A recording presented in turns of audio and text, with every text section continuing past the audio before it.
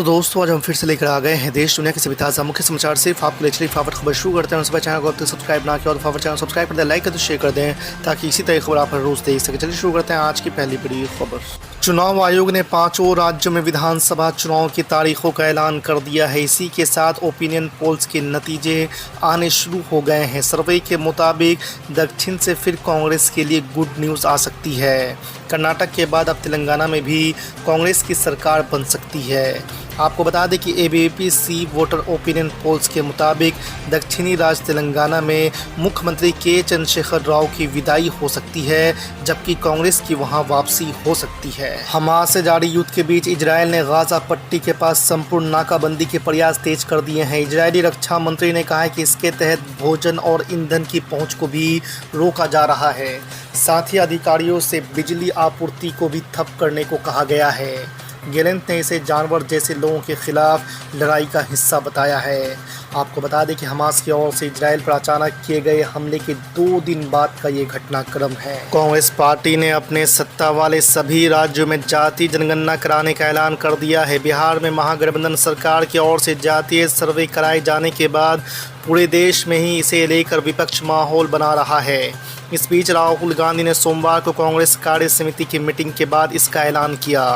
राहुल गांधी ने कहा कि पूरा देश आज जातीय जनगणना चाहता है। कर्नाटक के मुख्यमंत्री सिद्धारमैया, राजस्थान के मुख्यमंत्री अशोक गहलोत को बगल में बिठाकर राहुल गांधी ने कहा है कि हम अपनी सत्ता वाले सभी राज्यों में जातीय जनगणना कराएंगे। भारत निर्वाचन आयोग ने 5 राज्यों में विधानसभा चुनाव की तारीखों का ऐलान कर दिया है। सोमवार को घोषित कार्यक्रम के अनुसार मध्य प्रदेश में 17 नवंबर, राजस्थान में 23 नवंबर, छत्तीसगढ़ में 7 और 17 नवंबर, तेलंगाना में 30 नवंबर और मिजोरम में 7 नवंबर को चुनाव होने जा रहे हैं। चुनाव आयोग ने बताया है कि मतगणना 3 दिसंबर को होगी।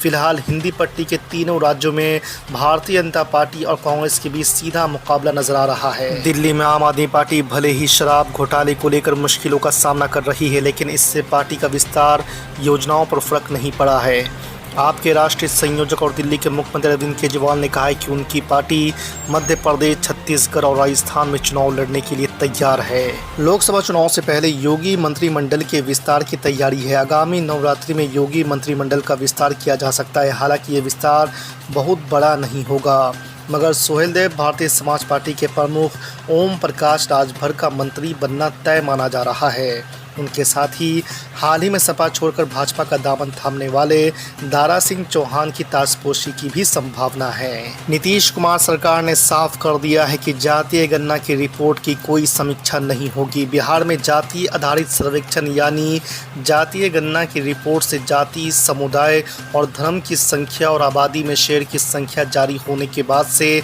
विपक्षी दल के साथ ही साथ RJD और JDU के कुछ नेता आंकड़ों पर सवाल उठा रहे हैं। ज़्यादातर नेता किसी न किसी जाति की संख्या कम दिखाने का आरोप लगा रहे हैं। MIM प्रमुख असदुद्दीन ओवैसी ने सोमवार को उम्मीद जताई है कि 30 नवंबर को होने वाले विधानसभा चुनाव के बाद के चंद्रशेखर राव एक बार फिर से तेलंगाना की सत्ता में लौटेंगे। निर्वाचन आयोग द्वारा तेलंगाना सहित 5 राज्यों के लिए चुनाव कार्यक्रम की घोषणा के बाद असदुद्दीन ओवैसी संवाददाताओं से कहा कि उनकी पार्टी पहली बार राजस्थान में चुनाव लड़ेगी। उन्होंने कहा कि हमें उम्मीद है कि इंशाअल्लाह KCR फिर से तेलंगाना के मुख्यमंत्री बनेंगे। हमारी पार्टी के उम्मीदवार जिस भी निर्वाचन क्षेत्र से चुनाव लड़ेंगे वहां सफल होंगे। कांग्रेस पार्टी और नेशनल कॉन्फ्रेंस गठबंधन ने कारगिल के लद्दाख में हुए पहाड़ी परिषदीय चुनाव में भाजपा को हरा दिया है। आपको बता दें कि साल 2019 में अनुच्छेद 370 रद्द होने के बाद यहां पर पहले चुनाव का आयोजन किया गया। लद्दाख परिषदीय चुनाव के 26 सीटों के लिए मतगणना आगे बढ़ने के साथ ही कांग्रेस और नेशनल कॉन्फ्रेंस ने भाजपा को पीछे छोड़ दिया है। 22 सीटों के लिए आए चुनाव परिणामों में से कांग्रेस ने 8 और नेशनल कॉन्फ्रेंस ने 11 पर जीत हासिल की है। वहीं भाजपा को 2 और निर्दलीय उम्मीदवार को 1 सीट मिली है। दिल्ली हाईकोर्ट के पूर्व जज और उड़ीसा हाईकोर्ट के चीफ जस्टिस रहे S मुरलीधर ने अपने दिल्ली दंगों को लेकर दिए गए आदेश पर चुप्पी तोड़ी है। उन्होंने कहा है कि वे इस चीज़ से अनजान है कि दिल्ली दंगों के उनके फैसले से केंद्र सरकार को क्या परेशानी हुई, जिसकी वजह से उनका ट्रांसफ़र कर दिया गया। उन्होंने कहा है कि उनकी जगह कोई और भी जज होता तो उसे भी ऐसा ही करना चाहिए था।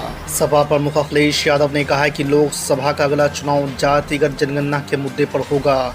पीडीए ही भाजपा के एनडीए को हराएगा। अब बिहार में जातिगत सर्वे से नई उम्मीद जगी है। अब चाहे दिल्ली की सरकार हो या कहीं और की, जातीय जनगणना करानी ही पड़ेगी। पार्टी के लोग घर घर जाकर बताएंगे कि किस तरह भाजपा ने संविधान के सामने संकट पैदा कर दिया है। भारतीय जनता पार्टी बाबा साहेब भीमराव अंबेडकर का संविधान भी बदलने की तैयारी कर रही है, ऐसा अखिलेश यादव का कहना है। बिहार के उप मुख्यमंत्री तेजस्वी यादव ने रविवार को युवा राजद कार्यकारिणी की सभा में कहा कि आगामी विधानसभा चुनाव में भाजपा की करारी हार होगी।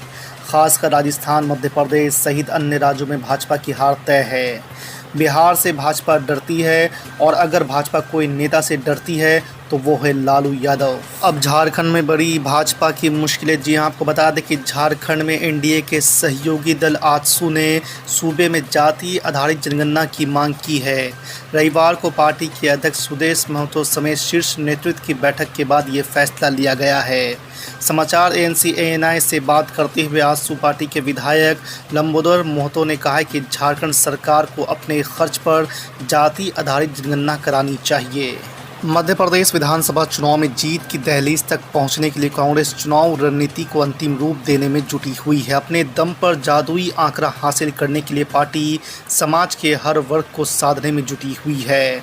5 चुनावी गारंटियां के साथ पार्टी अनुसूचित जाति और अनुसूचित जनजाति के लिए अलग से वचन पत्र भी तैयार कर रही है। मध्य प्रदेश के मुख्यमंत्री शिवराज सिंह चौहान एक के बाद एक लगातार 3 इमोशनल बयान दे चुके हैं। मामा के इन बयानों को लेकर भारतीय जनता पार्टी के अंदर और बाहर खुसुर फुसुर होने लगा है। मुख्यमंत्री शिवराज सिंह ने सीहोर में कहा है कि जब मैं चला जाऊंगा तब बहुत याद आऊँगा। इसके बाद बुधनी में उन्होंने मंच से लोगों से पूछा कि उन्हें इस बार चुनाव लड़ना चाहिए या नहीं। ऐसे में ये सवाल उठना शुरू हो गया है कि आखिर मुख्यमंत्री शिवराज सिंह चौहान लगातार इमोशनल बयान क्यों दे रहे हैं। इजराइल में हमास के हमले पर भारतीय प्रधानमंत्री नरेंद्र मोदी ने दुख जताया है। पीएम मोदी ने अपने बयान में कहा है कि इजराइल में हुए आतंकी हमले से काफ़ी ज़्यादा हैरान और दुखी हूँ। उन्होंने हमले में मारे गए लोगों और उनके परिवारों को श्रद्धांजलि अर्पित की। प्रधानमंत्री नरेंद्र मोदी ने कहा है कि इस कठिन समय में हम इजराइल के साथ खड़े हैं। दिल्ली के शराब घोटाला मामले में गिरफ्तार किए गए आम आदमी पार्टी के राज्यसभा सांसद संजय सिंह जेल में है। शनिवार को संजय सिंह के वकील ने दिल्ली की एक अदालत में याचिका दायर की। ईडी की हिरासत में बंद राज्यसभा सांसद संजय सिंह ने अपनी अर्जी में ईडी द्वारा मुख्यालय से Tughlaq road police station shift किए जाने का विरोध किया है, जिस पर आज सुनवाई हुई। इस दौरान संजय सिंह ने कोर्ट से कहा कि उन्हें रात भर लॉकअप के बाहर सुलाया गया।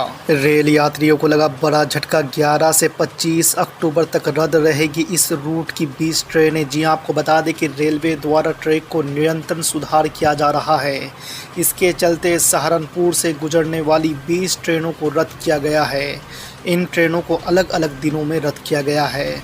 जिन ट्रेनों को रद्द किया गया है उनमें अधिकतर लंबी दूरी की ट्रेन शामिल है।